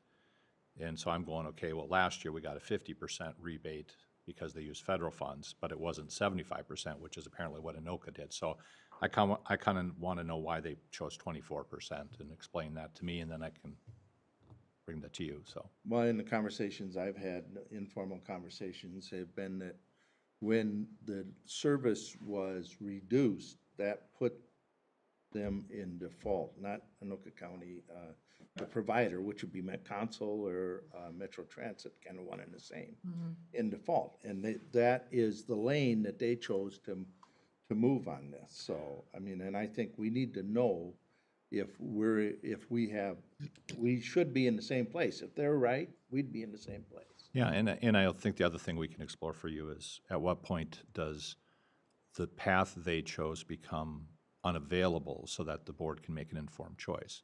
like theoretically, if it goes to litigation, can we be an intervener, you know, and file at that point, or are we going to be too late? So we should lay out a timeline for you too of the likely next steps. I know they're in, from the meeting that Commissioner Phobie and Commissioner Danielowski were in, they're in bilateral conversations right now. Right. But beyond that, I don't have a good timeline for you. And see, that is a bit of the crux of my problem here, is we are following the path, we're paying the bill, we've been part of this since the beginning, and the conversation is being had over here between Anoka County, Metro Transit, and the Met Council. We got invited into one. Right. And I think mostly as a result of saying, hey, we need to talk about this when they present it to us. I think that, you know, there's some responsibility to they have some responsibility, Met Council and Metro Transit, to be more transparent with us and to communicate better with us what's going on. And I think that we are responsible to understand our lane here, where we're at legally, and we're not going down it, but we need to understand it. And I think that's, it's going to require some effort and some work, and I hate to put probably an already overloaded county attorney under more stress, but I think we need to understand that, and maybe it's as simple as working with Anoka County's county attorneys to understand their perspective. And those are all good points, because for myself, what I came away from the meeting was that, you know, there was an agreement that we could come together and support a study that Met Council is paying for, but also knowing that we want to make sure that the input of whoever they hire, I think it was made very clear not to hire the previous people that did the study in the beginning. But yet we all are looking for answers and an understanding of what is the future of North Star. And it was also made very clear that we have to understand if we go down the route of doing anything different than what is in there. There's an 80, what was it, Lisa, 89 million? What was the federal contribution? Federal contribution is significant. Yes. That we would potentially need to pay back. Right. So we all know that we need to do something. It's just trying to figure out what that something is and do it in a way that's going to be the least costly to the taxpayers of Sherburne County. So I think we're all on the same page in understanding that. And I agree that if our legal can look into those things, we'll get there. And Madam Chair, we need to keep communicating and talking about this, and we probably need to have conversations with Anoka County board members as well. I had informal conversations with the Anoka County board members at the annual conference, and part of their conversation is if North Star would go away, well, then maybe we'd just run the bus. We got all the stations, but they pulled out of the bus on us. So, I mean, some of those things are, if we're gonna work together, we gotta figure out how to work together. We did it one time when we did this. Yes. And we gotta do it again. And right now, we have different factions going different directions, and I think we need to work on pulling that together. Yep. Madam Chair, Totally agree. Yes, Commissioner Dolan. quick question, and for satisfy my curiosity and maybe shed some light on the meeting that you and Commissioner Phobie attended. So what came out of that meeting was a track that Met Council is going to commission a blank. A study, yes. A study of what? Because here's where I think we're talking, and especially when you bring the Anoka County piece into it, we're kind of discussing two different things. We're discussing North Star in a COVID bubble, and then we're discussing long-term North Star. And I think they're two different things whose numbers can't be intertwined because they got to be looked at in isolation to a certain extent. And I'm curious what Met Council's going to study more than anything. And Commissioner Phobie, you can correct me or add anything to what I came away with is the study. What they're looking to do is get a study They also want to form a committee of participants from the various communities that are involved with North Star to be a part of that process, not unlike what the first original committee was that was disbanded. But I think there was like wanting to have one commissioner from each, so there'd be input as to what it is that we are looking at wanting to get out of this study. And you can correct me if I'm wrong, Commissioner Philby, did you get that same thought process? And the whole idea was to study it, to see what the future is. Are there any changes that can be done to help improve ridership, or just exactly the different areas along the way, the things that were developed, how they would be impacted? And I know you took some notes on. What was your impression? Just a question, did we ever get the statement that came out, and could that Yeah, be shared? I can pull it up. It wasn't anything significant, but I'll pull it up while you summarize. So there was a statement that was put out that we were all asked to share with our colleagues and with the press. So broad framework of study, identifying the issues, laying out and raising the issues, and with the goal being an ultimate decision or suggestion for the future of the corridor. So this meeting was very high level. We didn't get into a lot of the details. And there was some discussion at the meeting, which was really good, so we do the study. Met Council pays for, and we're all involved in this study potentially. Who makes the ultimate decision? And right now, that's the governor and the legislature. So. Right. Chair? Yes. I mean, Mr. and, Schmazy. and to go back to what Tim is saying, yeah, to look at this through a COVID bubble that doesn't do us. And a little fear that you have is they're going to say, well, it was COVID. Yeah, Well, no, we were struggling before. Right. That was And right. as far as the study that needs to be done, they don't need to study North Star. They need to do a ridership study of commuter. Are there enough commuters to make it successful? I mean, that's where's the ridership? Where's it going to come from? That's where they were wrong to start with. If we learn that number, then you can make some decisions. But I think that's where it needs to start. It doesn't need to necessarily be North Star. Does this corridor have enough commuters to ride commuter rail? Right. And that's why they were calling it more of a corridor study again? Corridor study. Right. It's not just North Star. Right. And actually, there is currently a large study of all of, Commissioner Margaret Anderson Kelleher has asked for a study of all transit, but that's not going to happen for a while, so they want to expedite this. But it's a corridor study. It's not just North Star, and it's not just COVID, is my understanding. So to kind of circle back, and I just want to make sure I understand. So out of that is Met Council deciding what is going to be studied, how it's going to be studied, and who's going to be doing the study? Or is there a group of us, the North Star stakeholders, that is going to decide that scope?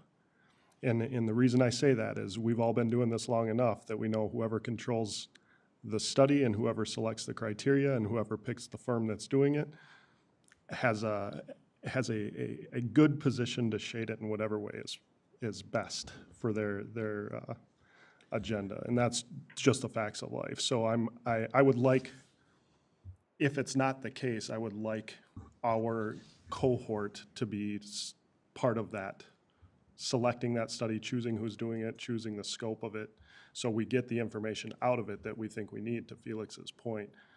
We don't want a one-year study, and then at the end of the study, we don't get any of the information that we wanted to make our decision on, so. And from my recollection, that was pretty, something that every stakeholder at that meeting wanted to be a part of. So they did not want, like you said, Met Council to be driving that train by itself or the bus. I can read the statement. I don't know if it's been released yet, but it's at least in draft if it hasn't been out. And then just on that note, to Commissioner Dolan's point, it was very interesting as a staff to listen, because the tenor of the conversation was from basically Met Council, we're the operator, you're the funders. It was very clear, and that you'll see this when I read this. So, yeah, the draft statement says the Met Council and its North Star funding partners have agreed to conduct an in-depth study of the corridor to help develop the best long-term plan for success and viability. This group is committed to collaborating and finding scenarios that meet the changing post-pandemic needs of the communities we serve. So I think it's more than just the pandemic is what I picked up.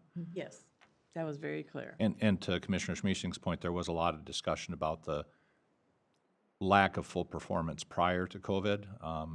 I think the pivot point on the data, and I'll try to get the slides for for all commissioners. They started with a national assessment of several transit systems, and everybody got hit by COVID. But rebounding, North Star has rebounded less. So everybody understands there's a significant problem. Some of that is anecdotal at this point, which is a lot of the other rail lines served more than commuters, where ours was primarily a commuter line. And that's something the study will look at, is why hasn't it rebounded? Why weren't the numbers there in the first place? And what does the long-term service needs look like? And again, you know, in with that statement and with what I've heard, again, the narrative seems to be, how do we change North Star going forward, not is North Star feasible, right? And that's part of what I worry about, is that option isn't being studied, right? The option of just mothballing it and doing whatever isn't even being considered. If I listen to that statement, that's what it's saying. It's not saying that that's even a possibility. Just the term post-pandemic environment. Right. Move forward from that does not seem to me to take in the previous failure before the pandemic. Right. And to me, it's not a corridor study, it's a feasibility study. I mean, that's what it is. Does it make sense going forward? Well, I think that they were including also with the terminology of corridor study, because they will be bringing Stearns County into this conversation as well. I came away with it in feeling that based on some of the comments that were made in the funding, how this was funded, and the state the state was mentioned a lot. We are stakeholders in it, but a lot of things are bigger than us above, and then that payback. So I guess I want to make sure that when we do move forward, that we're making very good decisions based on as good of information as we can gather, because at some point, if this thing goes away, the federal government is going to want its money back. And well, that's all a negotiation as Right. well. Understand that it has happened in other places and the Yeah. federal money hasn't been returned. So we shouldn't assume that as well. okay. I wouldn't make any assumptions with this, and I also would ask staff to articulate our interest in even the choosing of the study now that we're away from that meeting. I think that would be helpful. Yeah, I'm sensing a letter is I appropriate. definitely think other partners are at the table and at the conversation, part of the conversation's a lot more than we are. I got that sense, so I think we need to have a seat at that table, whatever that means from now on. Do we think Ask we them should? if we get a better seat if we held back money. But that's, it does seem as simple as that. Well, that's Quick- my point. And a quick question, short of the link, is Stearns County a funding partner? No. Not yet, no. That And- was a comment that was made. Right, and the inclusion of, the desire to bring Stearns in as part of that conversation kind of bothers me too. Well, there were two references. One was to cities, because there were some cities who gave funding originally, but they weren't on this call either. So there was a recognition that there's going to be some input from other players. And then Stearns was included with respect to that, but they were not part of the funders call. Right, and my concern comes from the fact that, we all know Stearns has been a proponent of the expansion of the system versus, the feasibility of it more than anything. So I worry about that, but I just want to make sure that we're part of setting up the study, not just receiving the study at the end. Well, that, And I'm okay with Stearns being, understanding what we're doing here. And I think it would only, a corridor study would only be helpful for them in understanding, you know, be careful of what you wish for.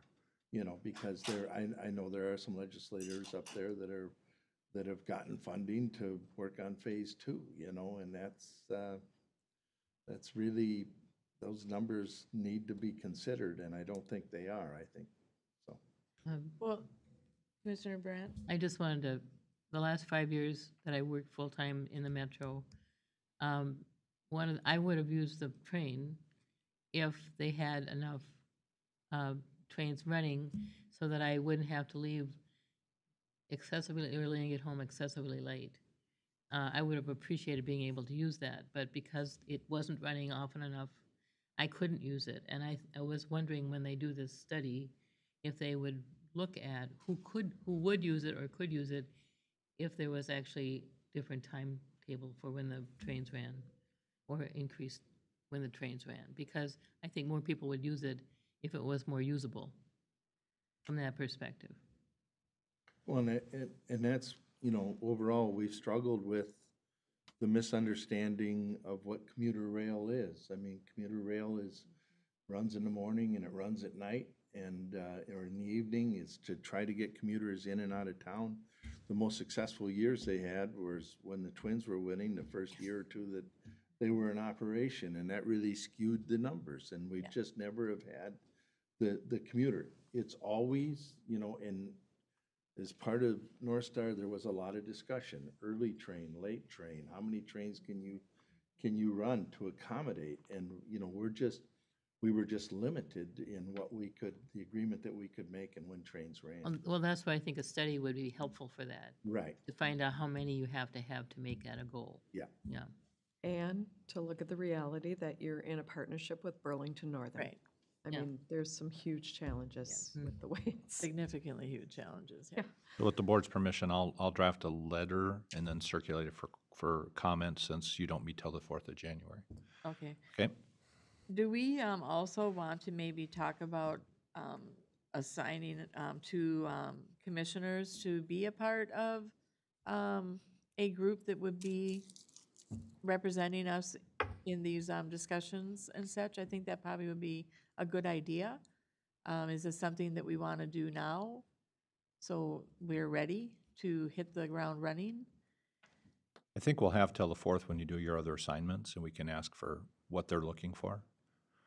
Okay, well, my concern is we have a full board now, and we won't have a full board on the 4th. We can add it to the workshop. We can at the just end. discuss it during the workshop, yeah, assuming there's going to be. All right. And if you want to assume there's 1 seat plus 1 alternate, and if you get 2 seats, we'll just make the alternate that. Okay, Yeah. perfect.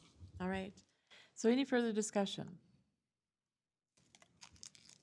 All right, then I'd be looking for the motion. We do have You a got the motion and a motion in a second. second, we just need. Oh, that's right, we're in discussion. We've been so long at it. Sorry about that. Okay, hearing no further discussion. All those in favor signify by saying aye.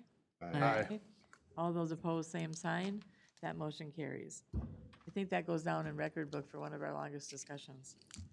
All right, moving on then to the next item on the agenda is to consider the certification of the 2022 Regional Rail Authority levy. Now we're looking at approval of Resolution 53, which would set the regional rail levy at $0. So moved. All right, motion made by Commissioner Smeezing. Second. Nobody can get ahead of me on that one. We wait for you. And I heard Commissioner Dolan first, seconded by Commissioner Dolan. Any further discussion? All those in favor signify by saying aye. Aye. All those opposed, same sign. That motion carries. Okay, at this time, we'll adjourn our Regional Rail Authority meeting and reconvene our regular meeting. At this point, we are looking at considering adoption of the 2022 annual budget and associated annual levies. Dan, are you on this one too? I am, I'll start with it. Yeah, there All are right. 3 resolutions in front of you. The first is the county levy, which would be $54,889,085, which is a 4.86% increase to the 2021 levy. The next resolution is a county budget at $113,635,319, and then the regional rail levy that the county board needs to approve, which would be at $0. The county tax base grew approximately 9.9% for taxes payable in 2022, and the levy request of 4.86 represents less than half of the county growth, which would reduce the tax rate for the 8th consecutive year. All right, I'd be looking for that motion. I would like to make that motion with an addition to it. Okay. The first part, I move to approve the resolutions number 1221-80-2079, comma, 2080 and 2081, plus adopting the 2022 county budget, certifying the 2022 property tax levy, and certifying the 2022 regional rail levy. And then in addition to that, further direct staff to negotiate with the University of Minnesota Extension an amendment to its 2022-24 master agreement to include additional funding for a 0.6 FTE agriculture education position to be funded with federal American Rescue Plan Act money received by Sherburne County to be brought back for county board consideration in January of 2022. All right, I have a motion by Commissioner Brandt. Quick question. So do we need separate motions on each, Tim? I would recommend taking them separately. All right. So Barb, your change doesn't impact the levy, correct? Right, there'd be So no we can, impact on the levy. do you want to motion the levy to start? Do you want to adjust your motion to just address the levy right now? And then we'll go down in order for the, So then we could have a motion, okay. I can address the first half of that motion for this. Are you saying just the levy, or do you want to do all three resolutions? That would be the budget, the levy, and the rail authority levy. Or did you say you want to break those out all individually? we're breaking them out individually. Yep. So, Okay, so just levy first then? yeah, 2079. Okay, the first, okay. Commissioner Brandt has made a motion to approve the resolution adopting the 2022 certified or the levy. I'll second. Seconded by Commissioner Dolan. Any further discussion? Hearing none, all those in favor signify by saying aye. Aye. All those opposed, same sign. That motion carries. Now you're looking at making a motion to approve the budget. So, and wasn't this one we just did, that didn't adopt the county budget? The first one was just the levy. Levy. Resolution 2080 is the budget. Where the money Resolution goes. 20, okay, yeah, 2080. I move to approve Resolution 2080. So Commissioner Brandt is making a motion to approve the budget for 2022, I'll second. seconded by Commissioner Dolan. Any further discussion? And that is actually 2081, is that right? 2080. 2081 is the regional rail. Yeah, 2081 is okay, the third okay, one. Okay, sounds good. I got it. Any further discussion? Hearing none. All those in favor signify by saying aye. Aye. All those opposed, same sign. That motion carries. And resolution doing the rail. 2081 is the regional rail authority levy at 0. Yes. Move So that- I'll move approval. Okay. Okay. Motion made, I'll second that. and motion made by Commissioner Phobie, seconded by Commissioner Smeezing. Any further discussion? Hearing none. All those in favor signify by saying aye. Aye. All those opposed, same sign. That motion carries.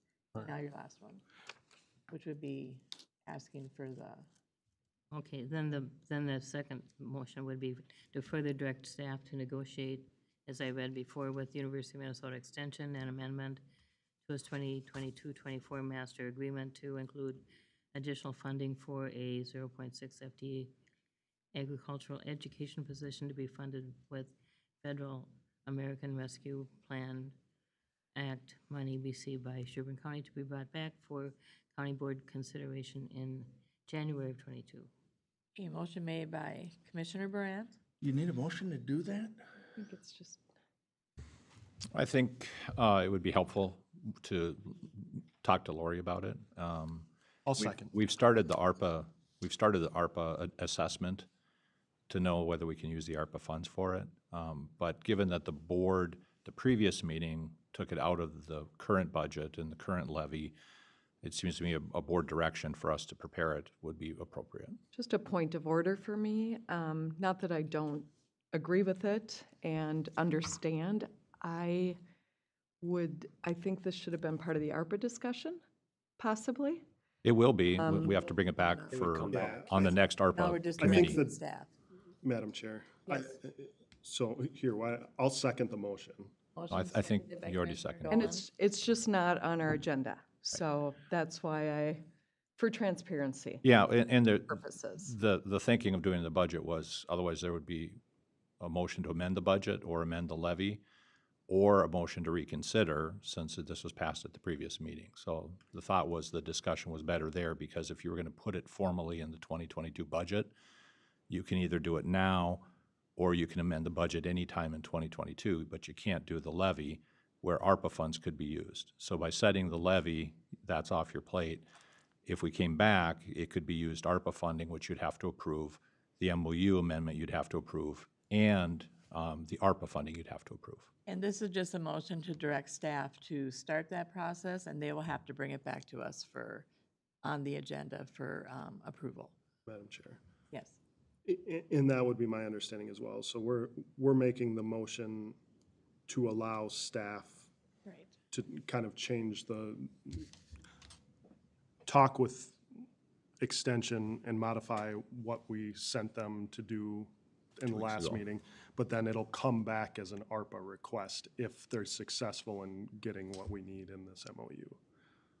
So we'll see it for funding as well. I still question, can't you do that? I mean, the sheriff brought us ARPA request today.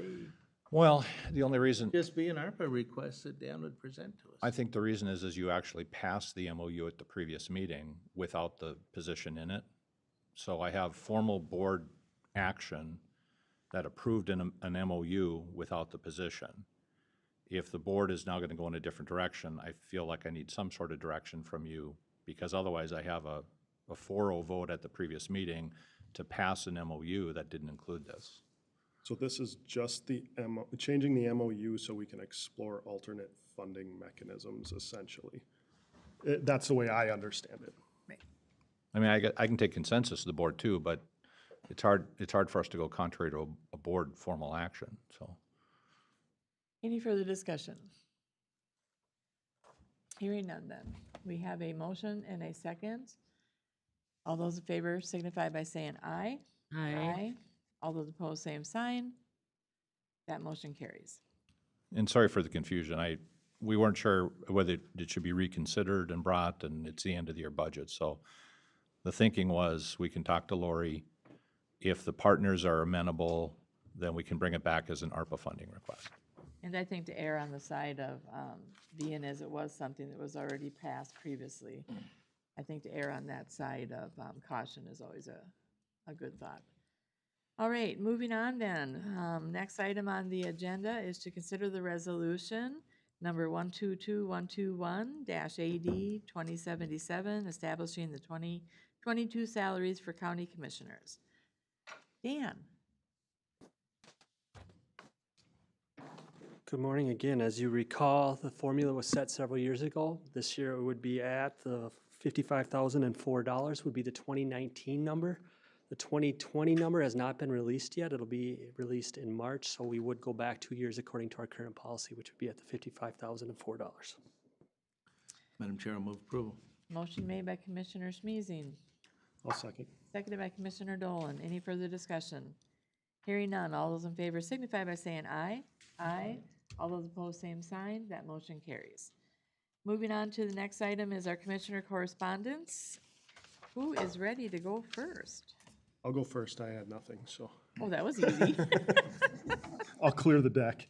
Okay, who can beat that? Barb, are you ready? Skip me, and then I'll come back. I just have to Okay. get stuff together here. Who's ready on this side? I can go. All right, thank you. Thank you, Commissioner Fobi. Central Minnesota Jobs and Training, Workforce Development Board, Government Relations Board, and Joint Powers Board. The North Star meeting that was referenced earlier in our meeting. The SUP Coalition, the TRICAP Executive Meeting and a board meeting. Attended the holiday party.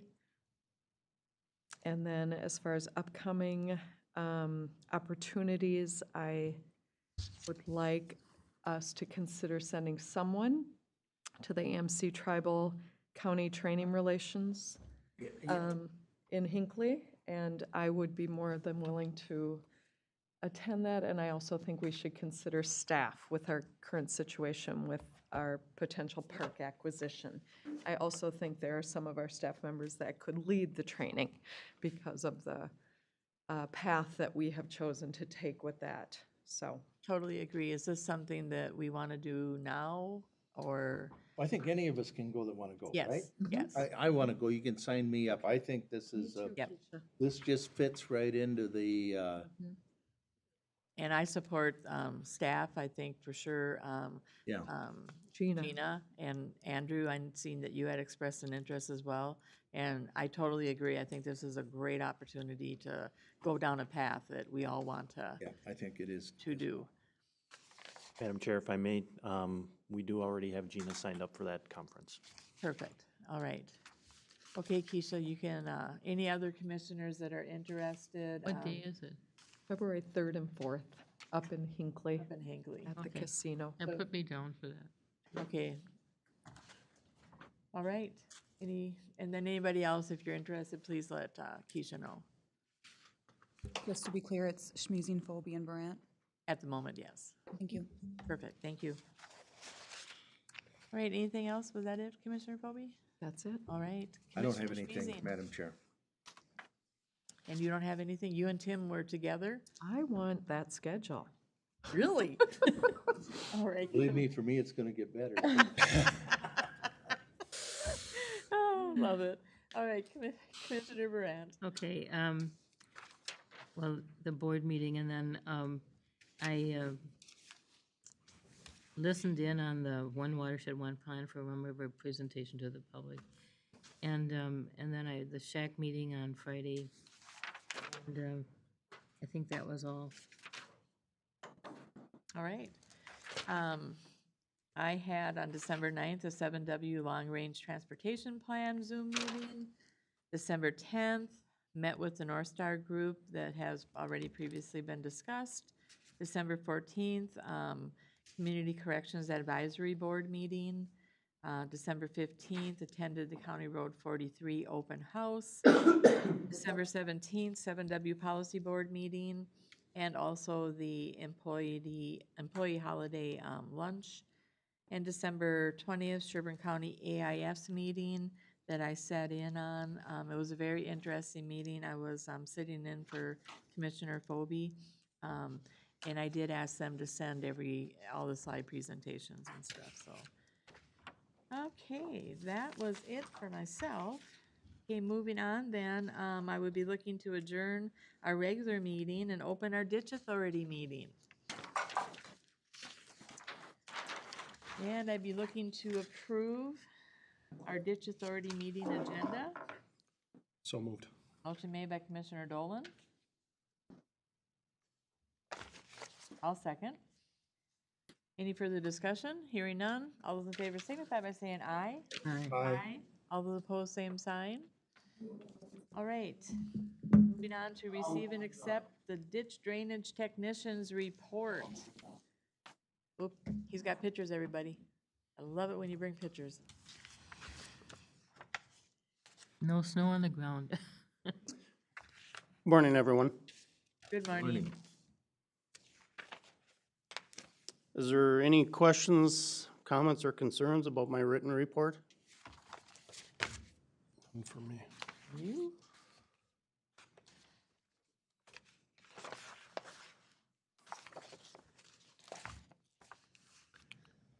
Nope.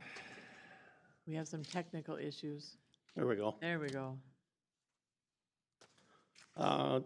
County Ditch 11. Request from a landowner to clean the ditch through his property, quite a significant property. As you can see, everybody knows how dry it was, or still is dry. We actually put the side-by-side right in the ditch, which is unheard of, to inspect the ditch. As you can see, it's full of vegetation. Some debris, very little brush and trees, which was kind of nice. Probably 1.5 feet to almost 2 feet of silt and sediment in this ditch. We drove the side-by-side down the ditch for about a mile, and yes, we did eventually get it stuck. We had some wetter, softer ground, but Was that the goal? pretty much. Okay. No fun unless you get stuck. You somebody decided to put in a culvert in the ditch the wrong way. I'm guessing for a land bridge to get across for hunting or whatever, but either way, it was a blockage and it backed up the sediment. So we did clean the ditch. As you can see, there's 2 backhoes here. Worked very well. One was just, his goal was to clean out the ditch. The other one was to level the spoil piles behind him and clean up anything that fell in or do some final touch-up. Worked really well.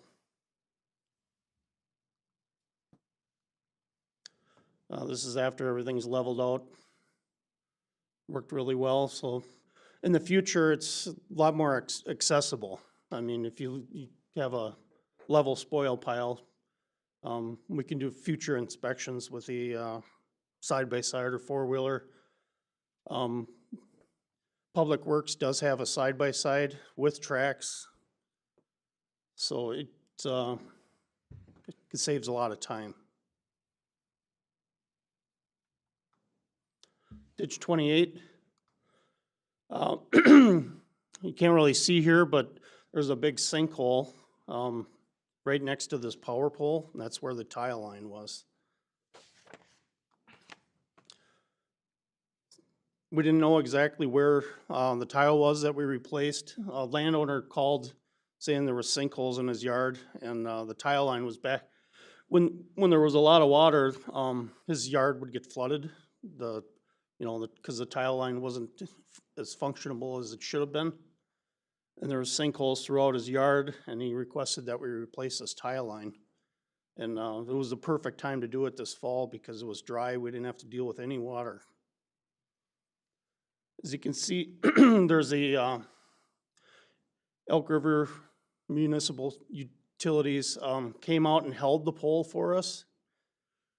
The tile line was like 2 feet from the pole, and we had to have them come out, and they were very accommodating.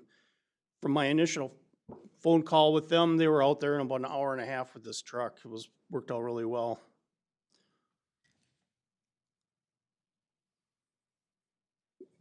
You can kind of see where the tile line is, right on the edge of the road. It's where we tied in. When they built the road, they did not replace the tile under the road. So the existing concrete tile is still in place under the road. My recommendation to the city of Elk River when they ever do any improvements on this road is to replace this tile line under the road.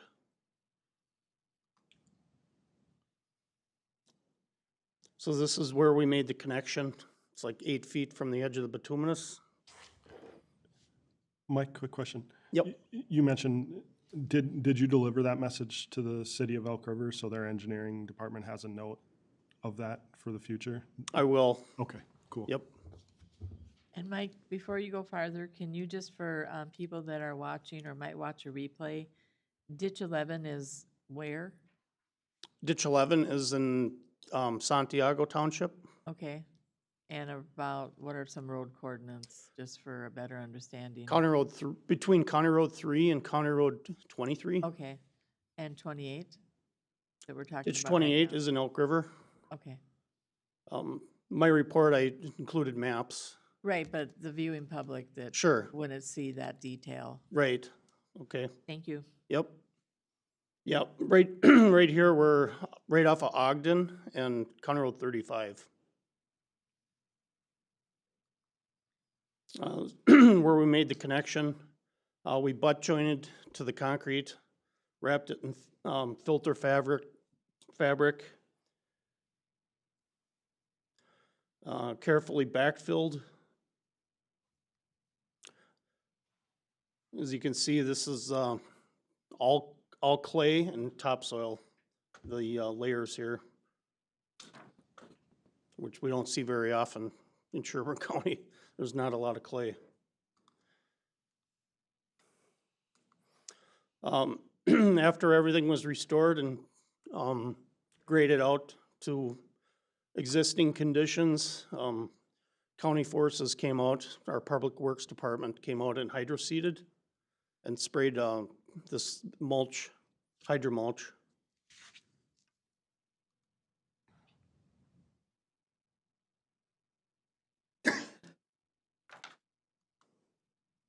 There's the brush pile from all the trees that we had to clear and the brush.